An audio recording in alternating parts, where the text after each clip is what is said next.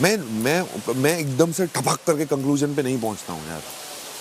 अब ये मेरा बिहेवियर लोगों को, मेरा नेचर लेट लगता हो कि मैं लेट मेरे आते हैं या जो भी रिएक्शन लेट आते हैं, तो मेरा नेचर वैसा है। Until unless I don't conclude something in my head, मेरे को नहीं तुरंत ओपिनियन बना लेना किसी के बारे में और फिर वो ओपिनियन नेक्स्ट डे 24 घंटे में चेंज हो जाए, 12 घंटे में चेंज हो जाए। उससे अच्छा मैं अपना टाइम लेना चाहूँगा किसी के बारे में एक ओपिनियन या कंक्लूजन फॉर्म करने से पहले।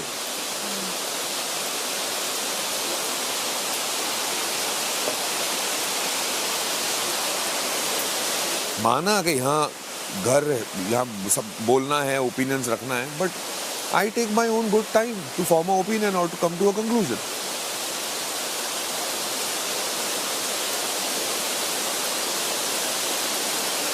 मुझे कल रात को बुरा लग रहा था, ये डिसअपॉइंटेड फील कर रही थी, जैड को भी बुरा लग रहा था, अभिषेक को भी बुरा लग रहा था, हम सब कहीं ना कहीं एक ही बोट में सेल कर रहे थे तेरे को लेके।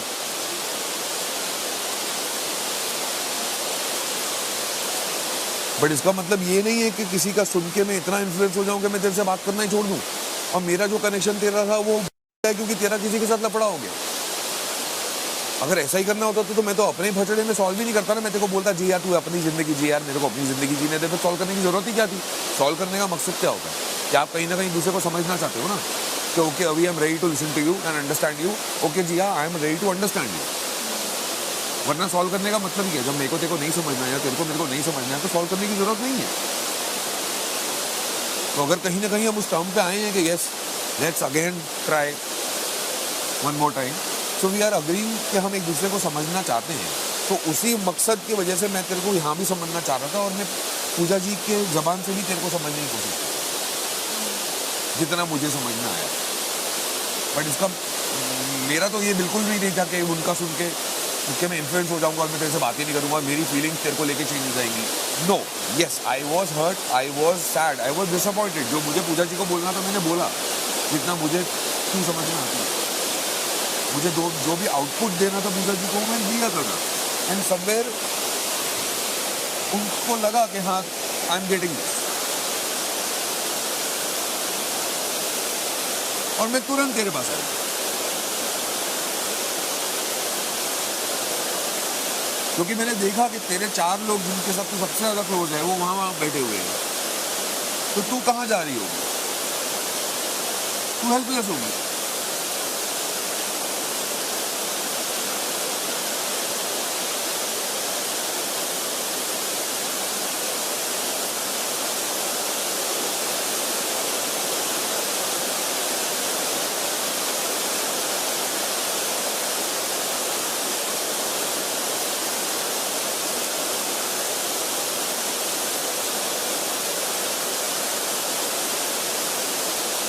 क्योंकि मानो या ना मानो इस घर में है तो 10 ही लोग।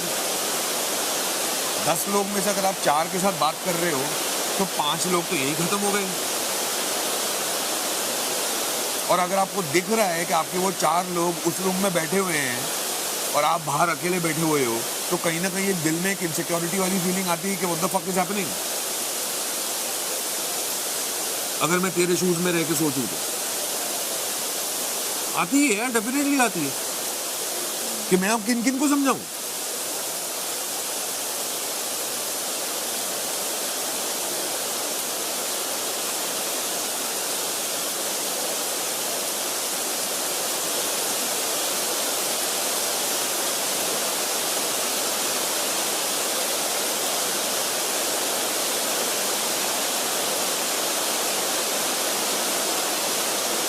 मोर देन तुझे समझाना या तुझे कुछ बताना,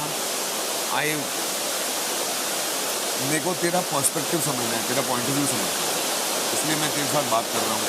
जो भी कल रात को आके की, अभी आके की, इसलिए मैं पूजा जी के साथ बात कर रहा हूँ कि क्या है इसके ग्राउंड क्या है, इसका बेस क्या है।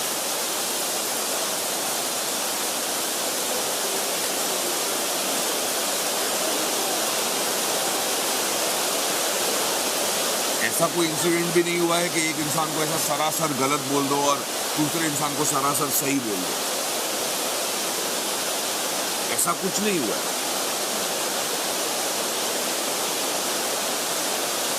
या तो ये 2 डिफरेंट पर्सनालिटीज है या तो एक मिसअंडरस्टैंडिंग,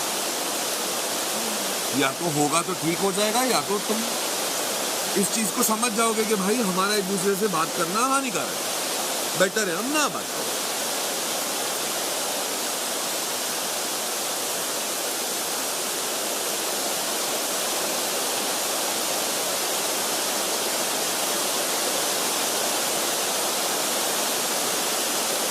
और इसका बेटर यही होगा कि तू पूजा जी से बैठ के अकेले में बात कर ले, Pooja ji this is what it is, वो तेरे को बोल देंगे this is what it is ji.